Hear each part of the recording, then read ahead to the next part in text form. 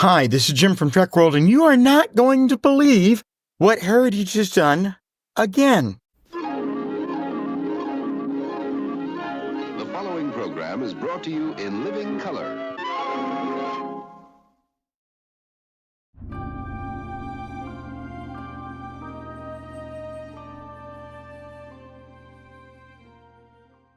So yesterday, a story broke in the LA Times that has the collector's world buzzing at the moment. It seems that yet another customer of Heritage's has come forth with a lawsuit saying they were screwed. Now, the most amazing thing about this particular lawsuit is the connections that it has to the Heritage lawsuit involving the 33-inch model.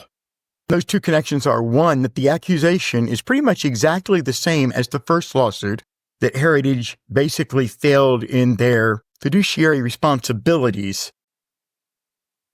to the client that they executed an agreement with to auction an item. So the Trek World community will tell you that the name Adam Schneider is pretty well known. And though Adam's hobby of purchasing Star Trek props goes far back beyond the story, most of you are probably aware of him as a result of he and his wife purchasing the Galileo from Lynn Miller in 2013, completely restoring it at his expense and donating it originally to the Houston Space Center. I had the pleasure of speaking to Adam about 2 years ago on the phone about Galileo, and he was very helpful and very kind. So to imagine him being forced to the position of doing a lawsuit because he was mistreated by Heritage is kind of painful. Now, while I will not be tracking the secondary lawsuit to the degree that we've been tracking the 33-inch model lawsuit, I had to at least tell you the grounds of it and what the story is, because it's mind-blowing in scope. Back in 2019, Adam bought one of the 3 remaining Wicked Witch of the West hats that was used in the original filming of The Wizard of Oz. In the intervening years during the pandemic,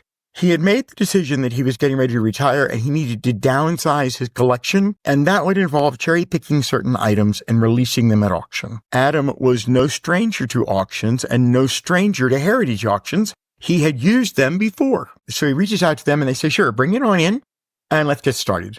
So he comes in with the hat that he paid $100,000 for. He is met by Brian. He's the same person that met with Dustin when Dustin brought in the 33-inch model and wanted to consign it for auction. And here Adam was doing the exact same thing. Like the Enterprise model, Heritage filled out a consignment form and had Adam sign it to ensure compliance within their own liability insurance. If anything were to happen to the hat, they actually fixed a value of $200,000, which was roughly twice what he had paid for it 5 years ago. They very quickly set up the agreement that they're going to go ahead and auction this later that same year, and that this is very likely to be like one of the centerpieces of the auction. So Adam signs his paperwork and he goes on home. Not long afterwards, he gets a call from Brian, and Brian says, look, we've talked to a private collector, and that private collector is willing to give you $250,000 right out of the pocket. We think that's a fair price, and we believe that you should probably just go ahead and not list this on the auction, but just sell it to this guy.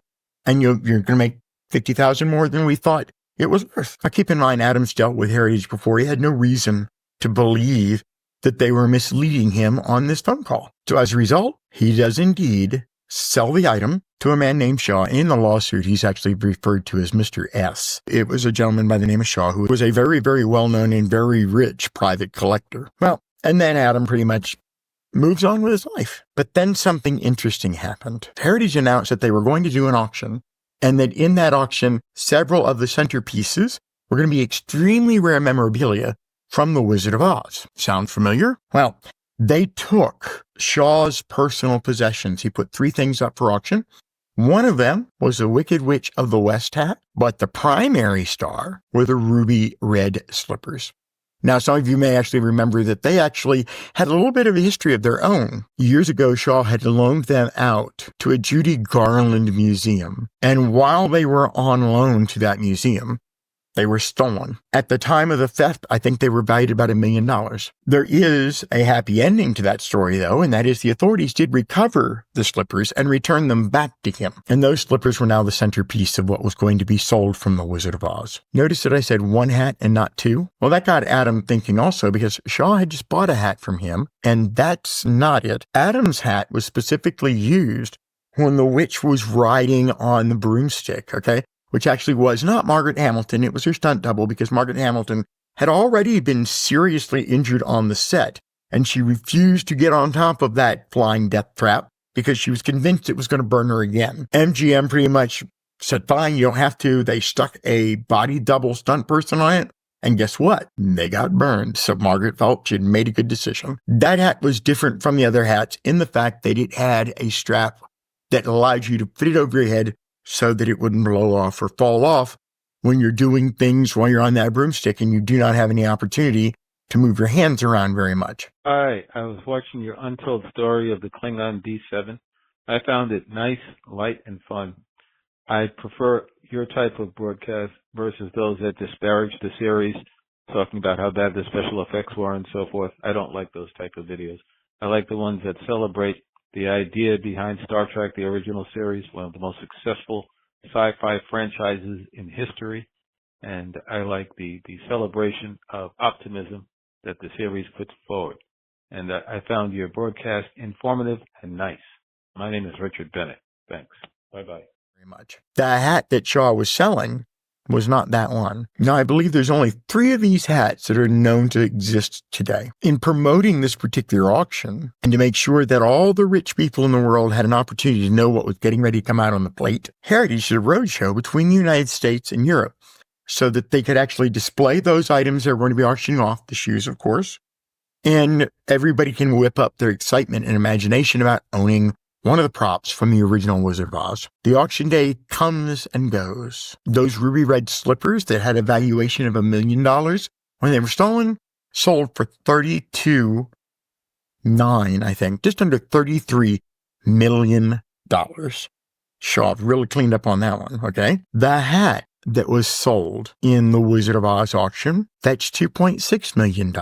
Yeah, that's right. Roughly 12 times what Heritage told Adam was the good going market value price of one of the hats from the witch. So what Adam finds out afterwards is that after Brian signs the paperwork, just like he did with Dustin, Brian goes back in the office, and a couple days into this relationship, they called Shaw and they had a discussion with Shaw, and they agreed amongst themselves that, okay, it's in our best interest to do this as a private sale because we don't want it biting into the upcoming Wizard of Oz auction. After the auction ends, you wait a little bit more, and then the allegations from Adam start to occur. The allegations in the lawsuit say basically that Heritage reached out to Shaw privately from the back end and made a behind-the-scenes backdoor private deal that guaranteed Shaw could get that other hat for a below-market value.